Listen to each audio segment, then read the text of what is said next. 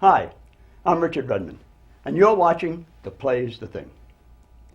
The following story, Useless Beauty, is about the Countess Gabrielle de Mascaret and her husband, Count de Mascaret. Married for 11 years and having had 7 children during that time, the Countess has had enough of the child producing. She wishes for a better life in society, a life of entertaining and not constantly bearing children. She feels her husband loves her and the children only as trophies to be paraded around, showing him off as a caring father. The Countess tells him that one of the 7 children is not his. This, needless to say, doesn't sit well with the Count.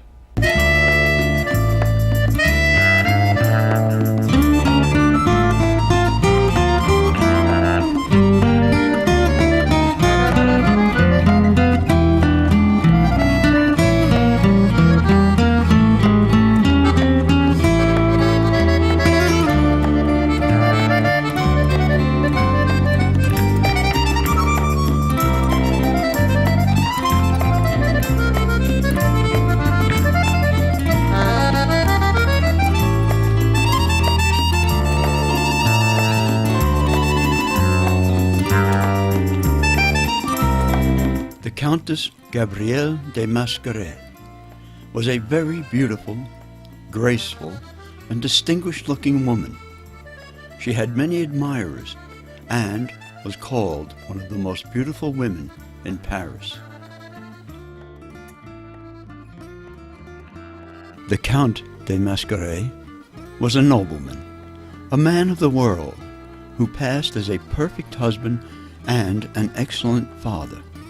He was aware of the Countess's many admirers and very jealous of her. He wished to keep her to himself. You going for a drive? You see, I am. In the Bois de Boulogne. Most probably. Can I come with you? The carriage belongs to you. Gabrielle. What do you want? I think you're looking adorable. My dear Gabrielle. Oh, do leave me in peace. I am not even at liberty to have my carriage to myself now. Oh, you have never looked so pretty as you do today.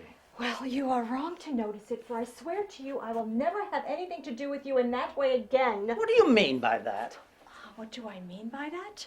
What do I mean by that? Now I recognize you again. Do you want me to tell everything? Yes, everything. Everything that has been on my heart since I have been the victim of your terrible selfishness? Yes, tell me everything. You will hear some disagreeable things, but you must know that I am prepared for everything, that I fear nothing, and you less than anyone today. You are mad. No, I am not, but I will no longer be the victim of the hateful penalty of maternity, which you have inflicted on me for 11 years. I wish to live like a woman of the world, as I have the right to do, as all women have the right to do. I don't understand you. Oh, yes, you understand me well enough. It is now 3 months since I've had my last child, and as I am still very beautiful, and as in spite of all your efforts you cannot spoil my figure, you think it is time that I should become pregnant again. But you're talking nonsense. No, I am not. I have had 7 children, and we have been married 11 years, and you hope that this will go on another 10 years longer, after which you will finally leave off being jealous. I will not allow you to talk to me like that for long. And I shall talk to you until the end, until I have finished all that I have to say to you. You married me in spite of myself. You forced my parents, who were in embarrassed circumstances, to give me to you because you were rich. They obliged me to marry you in spite of my tears. Then, as soon as we were married, you became jealous as no man has ever been before. You were afraid of my beauty, so you came up with the abominable idea of having me spend my life in a constant state of motherhood until such time that I should disgust every man. Ridiculous! You're mad, woman. Hold your tongue. For 11 years, you have condemned me to the existence of a brood mare. Then as soon as I was pregnant, you grew disgusted with me. I saw nothing of you for months. I was sent into the country, to the family mansion, to bring forth my child. I was concerned for your health. And when I returned, you were seized by jealousy again, and you recommenced to persecute me with that infamous and hateful desire you suffer. And it is not the desire of possessing me, for I should never have refused myself to you, but it was the wish to make me unsightly. I wanted children, that's all. An heir. Oh, please! You love your children as victories, and not because they are your own blood. They were victories over me, over my youth, over my beauty. You parade them around as trophies. You take them to theatrical matinees so that people might say, oh, what a kind father. I love my children, do you hear? What you have just told me is disgusting in a mother, but you belong to me. I am master, your master. I can exact from you what I like and when I like, and I have the law on my side. You see that I am master and the stronger.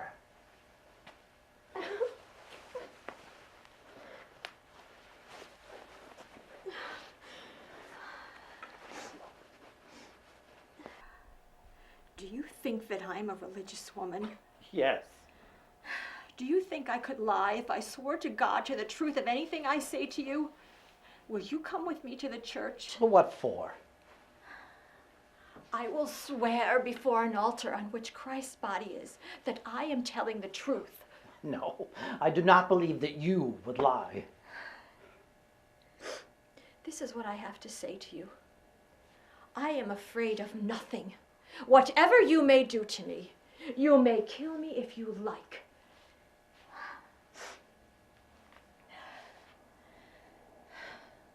One of your children is not yours, and one only.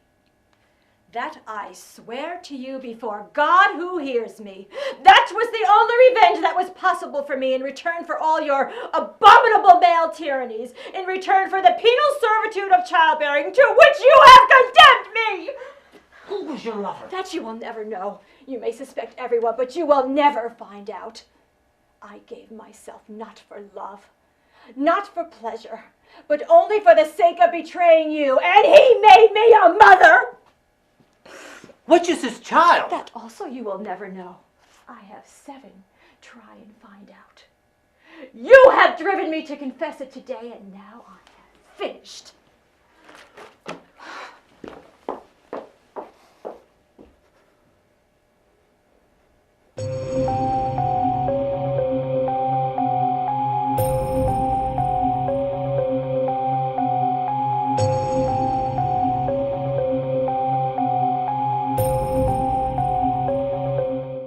Do you swear on the heads of your children that what you told me today is the truth?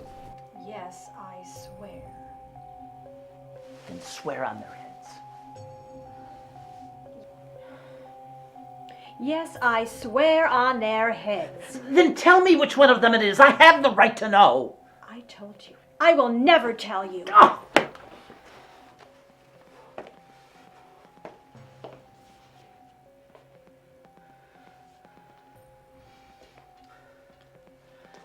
I am going to undertake a long journey. My lawyers will provide you with such money as you may require for your expenses. I do not know when I shall return.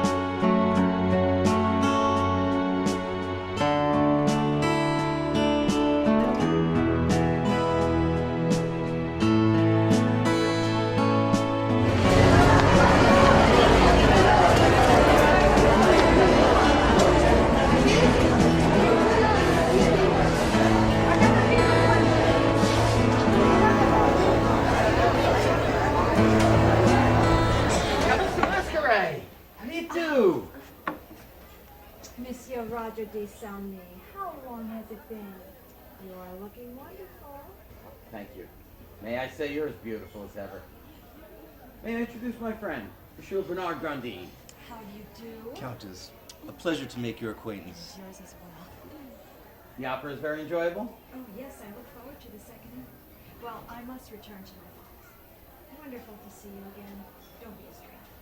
It's been a long time. Yes, Countess the Masquerade. Roger, you have known me long enough to call me Gabrielle. Yes, Count. Gabrielle.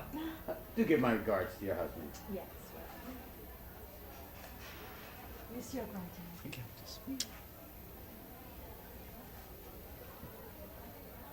She's a very beautiful woman, don't you think? You may well call her beautiful. How old do you think she is? I can tell you exactly, for I've known her since she was a child.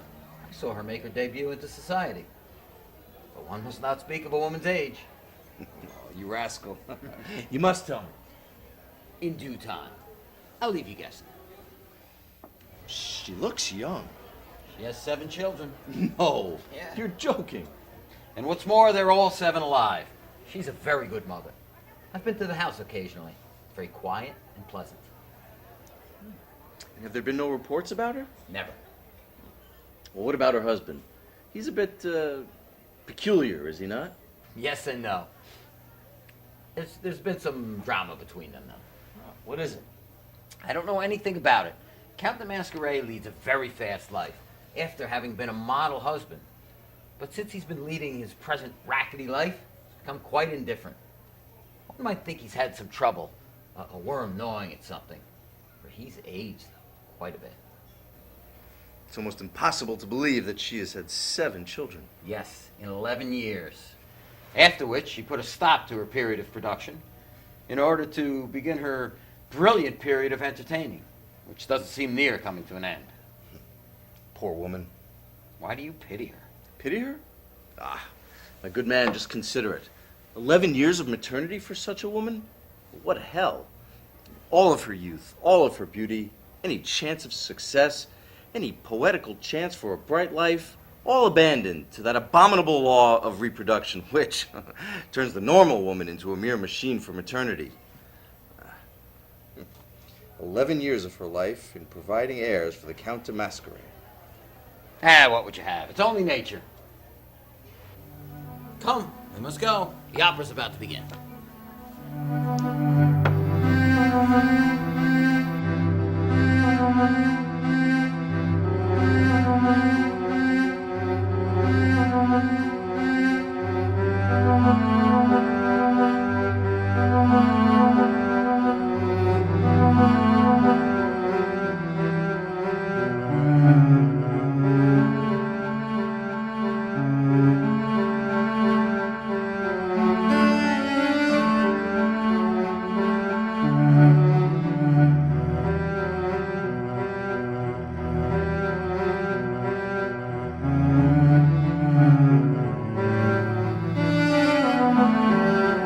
Gabrielle, What do you want? don't you think this has lasted long enough? What? This horrible punishment to which you've condemned me for the last 6 years. What do you want? I cannot help it. Then tell me which one of them it is. Never. Oh, think! I can no longer see my children or feel them near me without my heart being burdened with this doubt. If you tell me which one of them it is, I swear I'll forgive you and treat it like the others. I have not the right to. Oh, you cannot see that I can no longer endure this life for this thought which is wearing me out?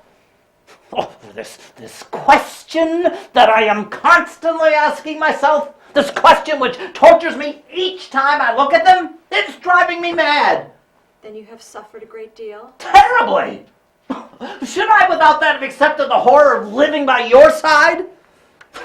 Or the still greater horror of feeling and knowing there's one among them that I cannot recognize and who prevents me from loving the others? Then you have really suffered very much. Yes? For do I not tell you every day that this is intolerable torture to me? I shall never forget the things you told me. But from that day, I have troubled myself no more about you. I didn't kill you because then I'd have no means on earth of ever discovering which of your children is not mine.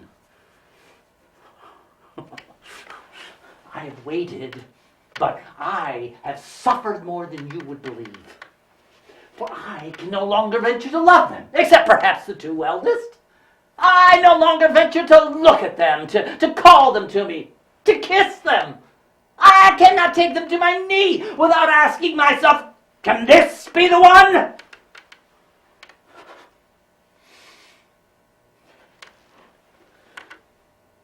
I have been correct in my behavior towards you for 6 years, even kind and complacent. If you tell me the truth, I swear I will do nothing unkind.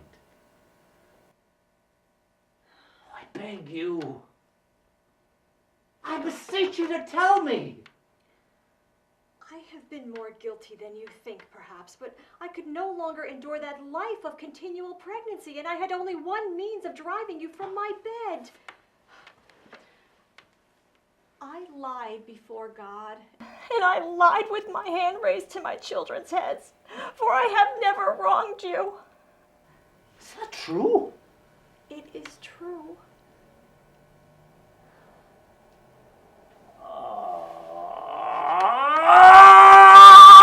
I shall have fresh doubts that will never end. When did you lie? This time or the last? How am I to believe you at present? How can one believe a woman after that? I shall never again know what I am to think. I would rather you told me it was Jacques or it was Jean. I have told you the truth. How am I to know the truth? I have begged you 1,000 times to speak, but you have remained dumb, impenetrable, inflexible. And now today you tell me that you have been lying. For 6 years you have actually allowed me to believe such a thing? No, you are lying now. I don't know why, but out of pity for me, perhaps. If I had not done so, I should have had 4 more children in the last 6 years. Can a mother speak like that? Oh, I do not at all feel that I am the mother of children who have never been born. It is enough for me to be the mother to those that I have, and to love them with all my heart. We are women who belong to the civilized world, monsieur, and we are no longer, and we refuse to be mere females who restock the earth. Only one word, Gabrielle. Tell me the truth. I have just told you. I have never dishonored you.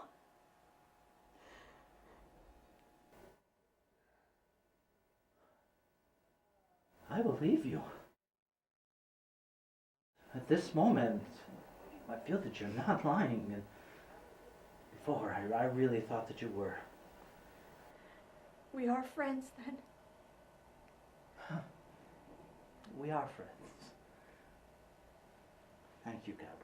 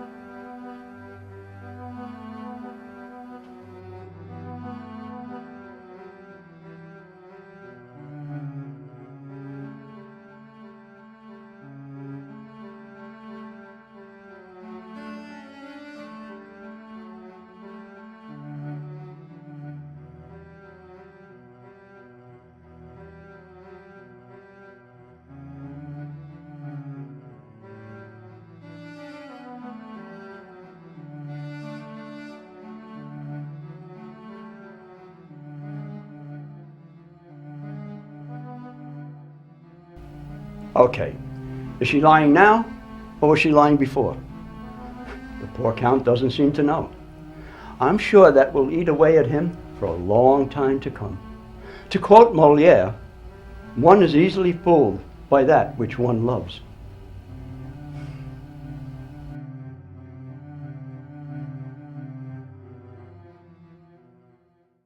Spoil my figure. You think it is time that I should become... I'm sorry, can we do that again? What was that word? Richard, sorry. Okay, just go ahead, go. Okay, Go back to where, let me see where you are. I'm just going to say pregnant. And when I like, and I have the law on my side. What was that? Backtracks are coming back. Okay, do it again. No, hang on, Richard. Cameras are rolling. These pesky things. Cameras are rolling.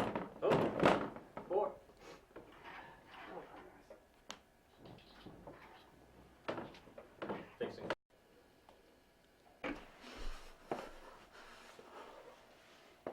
Okay, cut. We got that up to there. Doug, do the same thing. You go behind Bruce if you can, and we'll get a shot of Laurie. Right. And,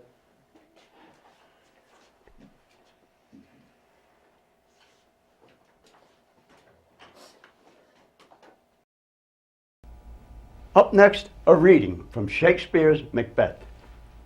In this scene from the Scottish play, Macbeth has a vision of a dagger pointing toward the King Duncan's chamber, and perhaps indicating that he should use it to follow through on his and Lady Macbeth's plan of murdering the king.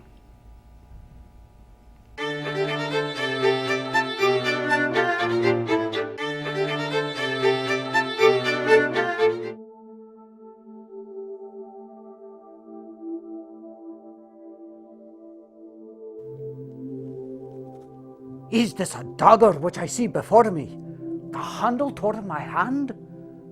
Come, let me clutch thee.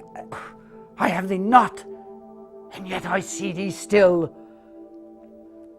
Art thou not, fatal vision, sensible to feeling as to sight? Or art thou a dagger of the mind, a false creation proceeding from the heat oppressed brain?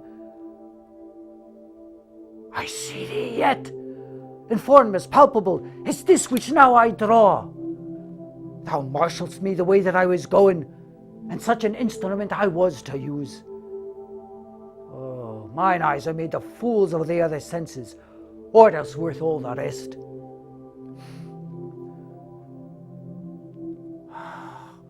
I see thee still, and all thy blade indulgent gouts of blood, which was not so before. There's no such thing. It is the bloody business which informs thus to mine eyes. Now, o'er the one half world, nature seems dead, and wicked dreams abuse the curtain's sleep. Witchcraft celebrates pale Hecate's offerings, and withered murder, alarmed by his sentinel the wolf, whose howls his watch. Thus with his stealthy pace, with Tarquin's ravishing strides, towards his design moves like a ghost. Thou sure and firm set earth, hear not my steps, which way they walk, for fear thy very stones pray to my whereabout, and take the present horror from the time which now suits with it. Whilst I tread, he lives. Words to the heated deeds too cold breath gives. I go, and it is done. The bell invites me. Hear it not, Duncan, for it is a knell that summons thee to heaven or to hell.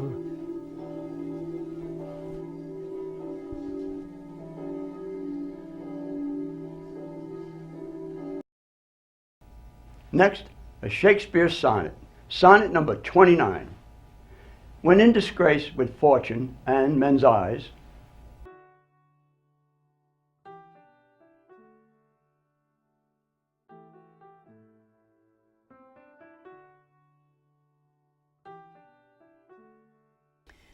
When in Disgrace with Fortune in Men's Eyes, by William Shakespeare. When in disgrace with fortune in men's eyes, I all alone beweep my outcast state, and trouble death heaven with my bootless cries, and look upon myself and curse my fate, wishing me like to one more rich in hope, featured like him with friends possessed, desiring this man's art and that man's scope, with what I most enjoy, content at least. Yet in these thoughts, myself almost despising, haply I think on thee, and then my state, like to the lark at break of day arising from sullen earth, sings hymns at heaven's gate.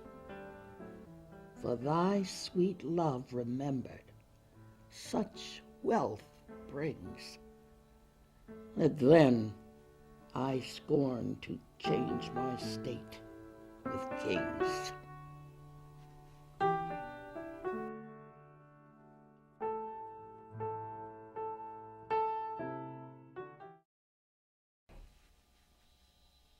Three poems by Dorothy Parker. Men. They hail you as their morning star because you are the way you are. If you return the sentiment, they'll try to make you different. And once they have you safe and sound, they want to change you all around. Your moods and ways they put a curse on, or they'd make of you a different person. They cannot let you go your gait. They influence and educate. They'd alter all that they admired. They make me sick, they make me tired. One perfect rose. A single flower he sent me since we met. All tenderly his messenger he chose, deep-hearted, pure, with scented dew still wet. One perfect rose. I knew the language of the floweret. My fragile leaves, it said, his heart enclose. Love long has taken for its amulet one perfect rose. Why is it no one ever sent me yet one perfect limousine, do you suppose? Oh, no, it's always just been my luck to get one perfect rose. Unfortunate coincidence. By the time you swear you're his, shivering and sighing, and he vows his passion is infinite, undying. Lady, make a note of this. One of you is lying.